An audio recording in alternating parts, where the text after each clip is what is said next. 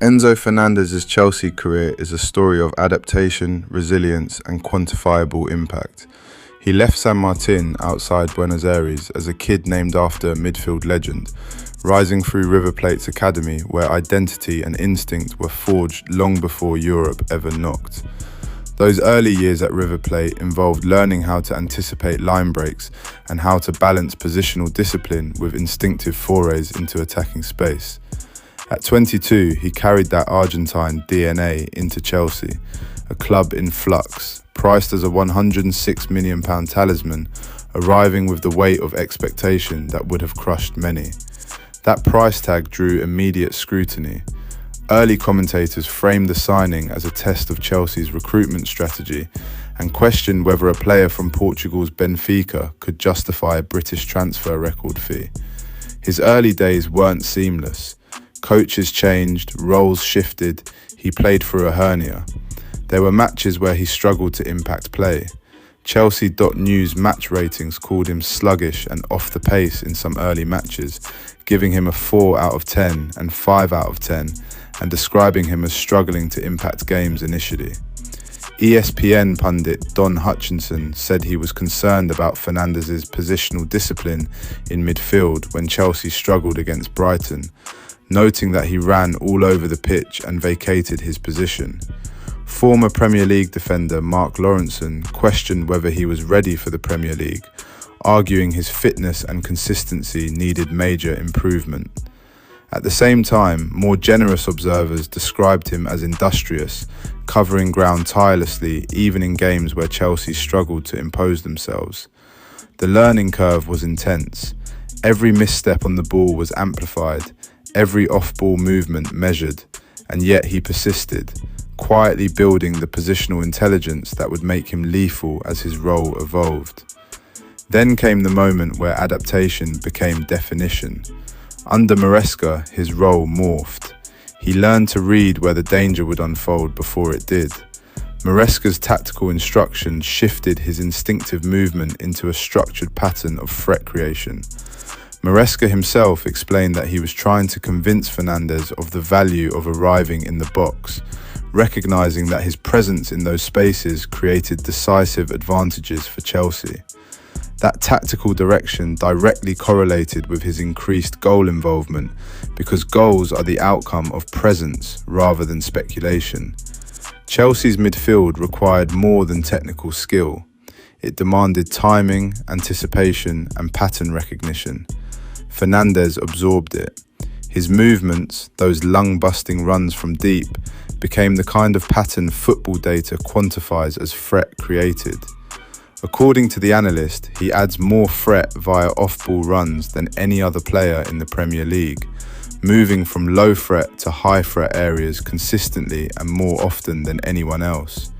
His total XT from runs sits well ahead of all peers, showing that his positioning and timing are not subjective but quantifiable drivers of Chelsea's attacking threat. That change wasn't abstract, it showed up in results. Game after game, he became the link between Chelsea's possession and actual attacking menace. He arrived in the box when it mattered, converting crossing opportunities and square passes into goals with timing that television coverage and analytics both validate. 6 of his non-penalty goals came from crosses or square passes, with 5 of those finishes executed first time. Those numbers tell one story, but the matches tell another. He became the invisible engine. In high-pressure games, he could create space simply by occupying defenders at the right moment.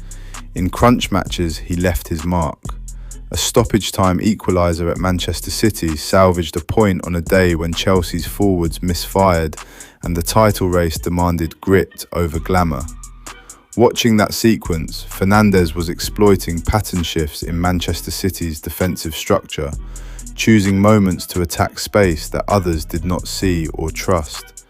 The tactical intelligence underpinning that goal was mirrored across multiple matches where his off-ball movement drew defensive attention, creating space for teammates and increasing Chelsea's overall goal probability. On his 151st Chelsea appearance, he scored again, the winner against West Ham. The timing of his run to meet the cutback drew direct comparison to another midfielder Chelsea holds sacred, Frank Lampard.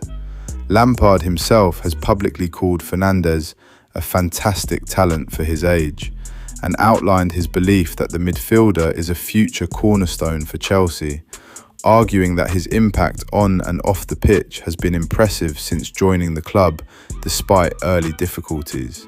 Lampard emphasised that talent of Fernández's quality needs time to settle, reinforcing that adaptation curves are real and can lead to significant payoff when fully realised. Fernández studied Lampard's positioning and timing to refine his own movement, calibrating runs into scoring areas based on how defenders responded to transitional play. He acknowledged Lampard as an idol, clarifying that while comparisons motivate him, he seeks to create his own legacy at Chelsea rather than replicate another player's history.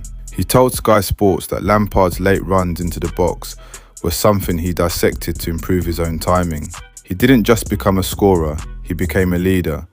Captaining Chelsea when required, he became a constant in the side, with more starts and minutes than nearly anyone in the league. That endurance became tactical infrastructure for the squad. Other players grew into roles, but Fernández's presence provided continuity in midfield structure, transitions and decision-making. And he speaks like someone tempered by friction, not fawned by praise. He has admitted to TalkChelsea.net that his first seasons at Chelsea were difficult, citing the fast pace of the Premier League and the need to adjust his preparation and training to meet those demands. He explicitly stated that the early years were tough and that he had to work harder to feel comfortable in matches at this level before results started reflecting his development. Praise from external observers shifted as his performances matured. Jamie Carragher called Fernández one of the best box crushers we see in the Premier League, permanently getting on the end of things, a compliment Fernández publicly acknowledged. Troy Deeney praised an underrated part of his game, noting his creation of chances and work rate even in games where Chelsea lost. Fernández has also publicly praised his current manager, recognising that tactical freedom and defined roles have allowed him to express his attacking instincts with greater confidence. He outlined that the coach's game plans give him the freedom to get into the box, which he views as a tactical advantage that his role now demands and that he executes with discipline and physical readiness. This is not hype. Premier League data, game outcomes and expert testimony converge. Enzo Fernández moved from a talented midfielder under question to the engine of a top-flight team. His story is not romance or mythology. It is a measured ascent built on pattern movement, tactical contribution and adaptation, validated by performance data, professional critique and praise from some of the game's most respected voices. Do you think Enzo is currently one of the best box crushers in the Premier League? Comment your opinion. I want to see how many Enzo fans there are. Thanks for watching Sam Talks Football, and don't forget to like, share and subscribe for more videos.